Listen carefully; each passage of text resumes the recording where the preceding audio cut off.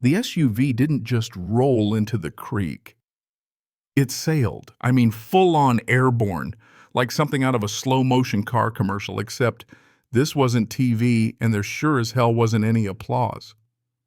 All you heard was the thud and splash metal and water as Trudy Havers's prized white Mercedes belly flopped into Pigeon Creek, courtesy of a 1982 John Deere tractor piloted by Merle, a man in Crocs khakis and his Sunday shirt no less.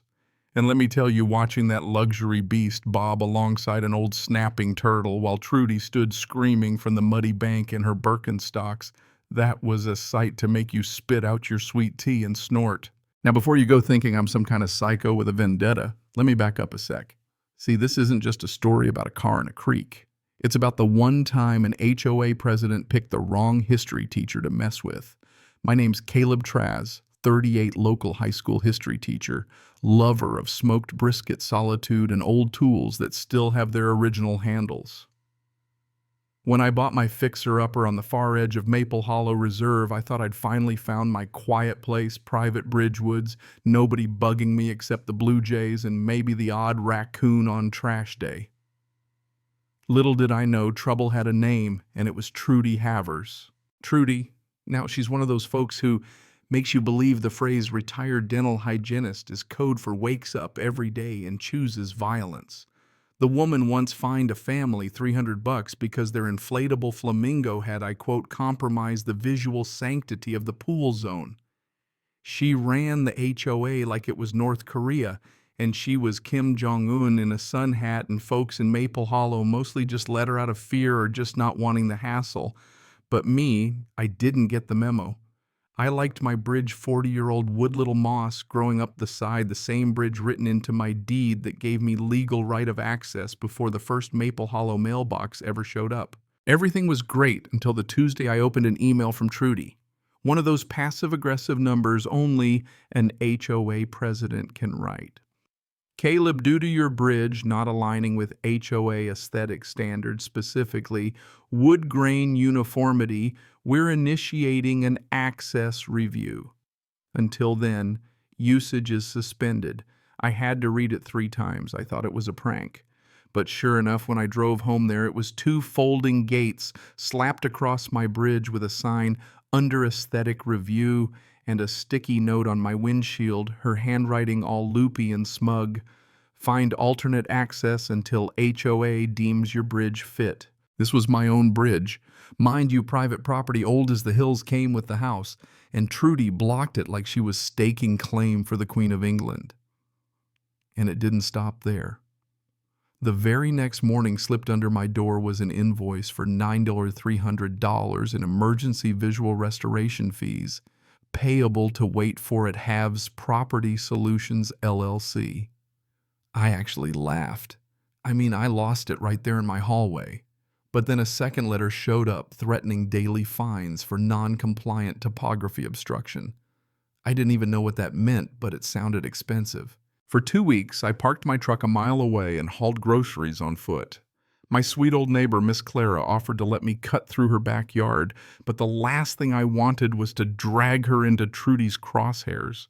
So I just kept walking, thinking maybe, just maybe, this would all blow over.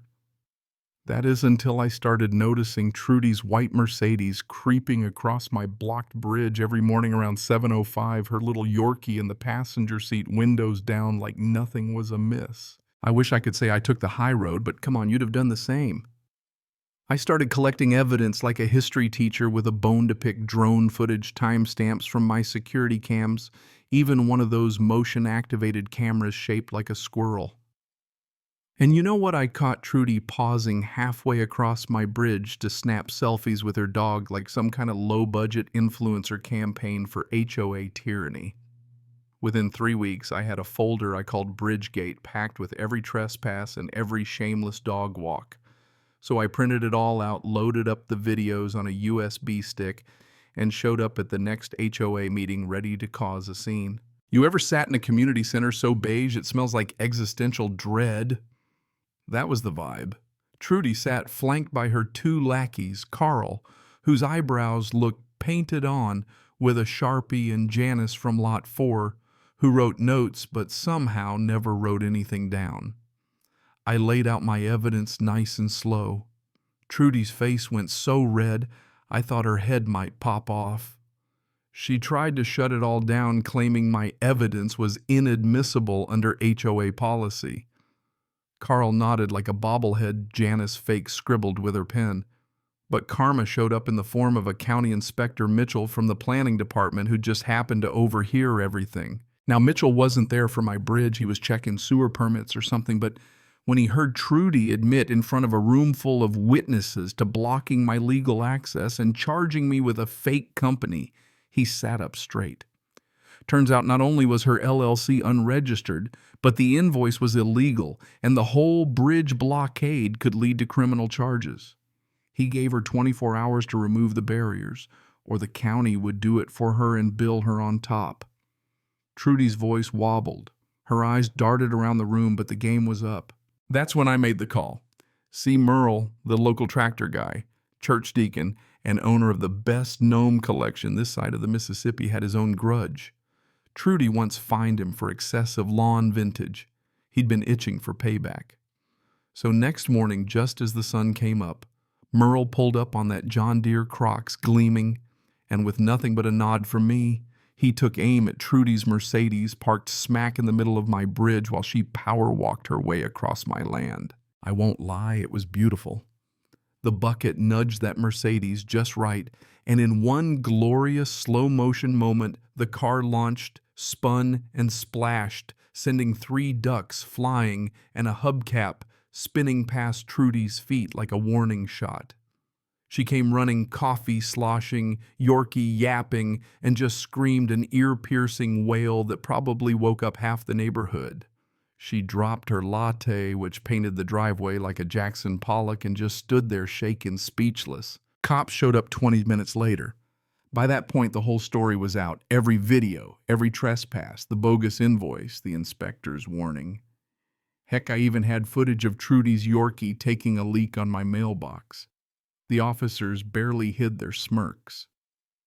Trudy tried to play the victim, sobbing about her car, but her story fell apart. Blocking emergency access fraud, unregistered business violating county orders. It was all right there, no way around it. HOA called an emergency meeting that night, standing room only. The gossip had spread faster than Trudy's Mercedes had sunk. And the vote to remove her unanimous. Even Carl, bless his painted-on eyebrows, turned on her. Janice, for the first time ever, actually wrote something down terminated. The next week, her LLC was dissolved. The state banned her from any HOA post for a decade, and she had to pay me $11,000 plus legal fees. But here's the kicker: the judge sentenced her to 18 months probation and 40 hours of community service. And not just any service bridge maintenance for the county. The look on her face standing there in court was like she'd swallowed a toad, mouth opening and closing, not a word coming out. It was priceless. So, yeah, that's how my HOA nightmare ended, with a Mercedes in the creek and the loudest bully in town cleaning bridges with a county vest on.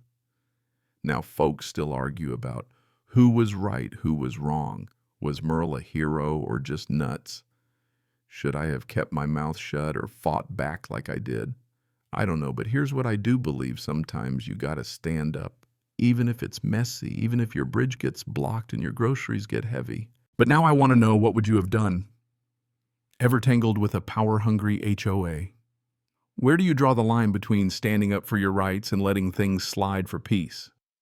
Drop your story in the comments. Let's see where y'all land on justice, karma, and a little good old-fashioned country payback.